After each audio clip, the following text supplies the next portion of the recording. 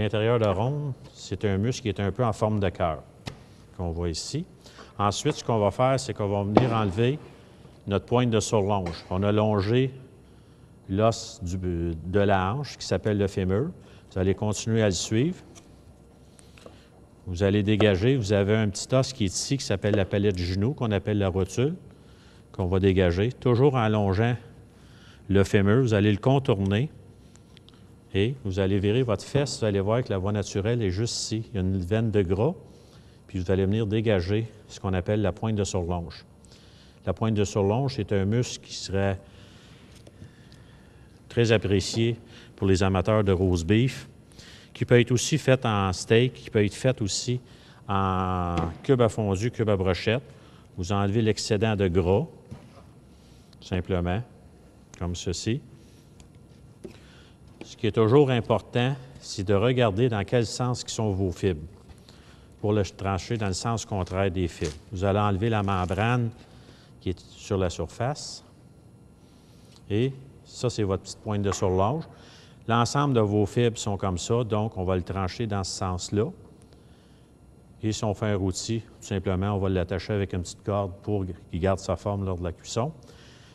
Ce qui est important aussi, au niveau de la congélation, il y a deux possibilités. Ce qu'on vous conseille fortement, c'est de faire des blocs. Et vous demandez à votre boucher de mettre une petite corde dans le sens que vous allez le trancher. Fait que vous le faites décongeler. Si vous voulez faire des tranches, vous le tranchez entregelé. Si vous voulez faire un rôti, il n'y a aucun problème, vous le lavez.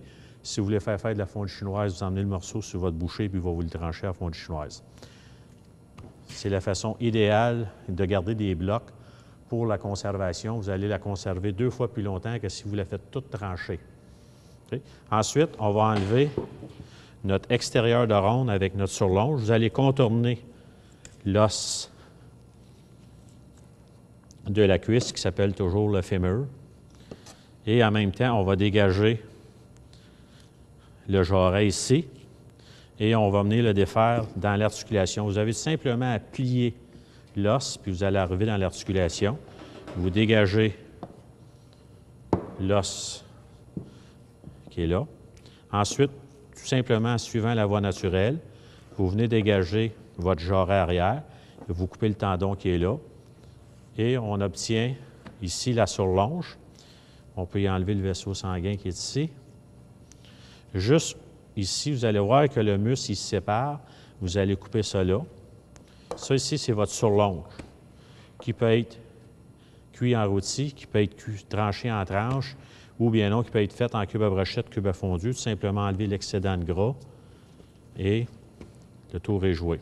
Si je regarde l'ensemble de mes fibres, sont dans ce sens-là, donc je vais le trancher comme ça. Fait que si je veux mettre une corde pour que vous sachiez dans quel sens le trancher, mais je vais mettre ma corde dans ce sens-là parce que vous allez trancher toujours dans le même sens que la corde. Ça, c'est votre surlonge. On a notre pointe de surlonge, on a l'intérieur de ronde. Et ensuite, on va enlever la veine de gras qui est ici. Et vous allez obtenir ce qu'on appelle le talon de ronde, ici. C'est le muscle qui enveloppe le jarret arrière. Ça, c'est un muscle qui a énormément de tendons. On peut faire soit des cubes à ragoût dans le talon de ronde, ou pour faire des parures, soit pour faire du haché, ou bien non, pour faire de la chair à saucisse. Ici. Là, on se ramasse avec l'extérieur de ronde, avec la noix de ronde. Vu que c'est un cerf, la noix de ronde ici est très petite. Très souvent, on va la laisser attachée après à l'extérieur. Vous allez tout simplement enlever le tendon qui est ici sur le côté, comme ceci. Et on va enlever simplement le gras qui est laiteux. Et si on veut faire un rôti, on va le ficeler dans ce sens-là. Si on veut le faire en tranche, on va le trancher dans ce sens-là. Et si on veut faire un exemple de la fondue chinoise, mais tout simplement, c'est qu'on va enlever la couche extérieure de gras et vous la faites congeler, vous l'emmenez à votre boucher et lui, il va vous la trancher en fondue chinoise. Fait que ça, c'est votre extérieur de ronde. Donc, en résumé, il reste notre jarret ici, que vous allez tout simplement contourner l'os pour aller chercher la viande de jarret pour faire en parure, pour faire du cerf haché ou bien non, pour faire de la chair à saucisse. Vous avez votre pointe de surlonge qui est ici. Vous avez la surlonge qui est ici. Vous avez votre petit cœur qui est ici, qui est l'intérieur de ronde, et vous avez votre extérieur de ronde ici. Fait que là, on a nos pièces de la fesse arrière.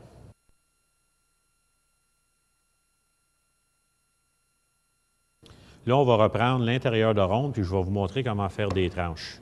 Okay? Vous allez placer votre intérieur de ronde sur la table. Vous prenez un couteau à trancher, puis vous avez simplement à vous faire des tranches.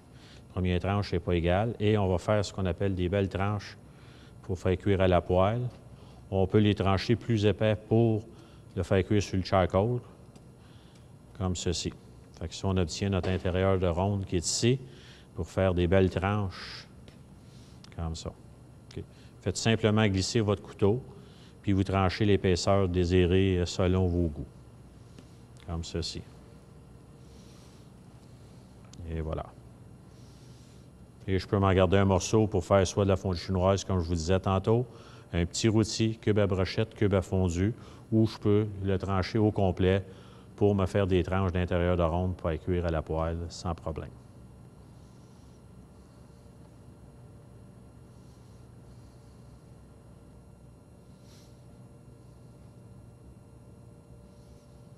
Là,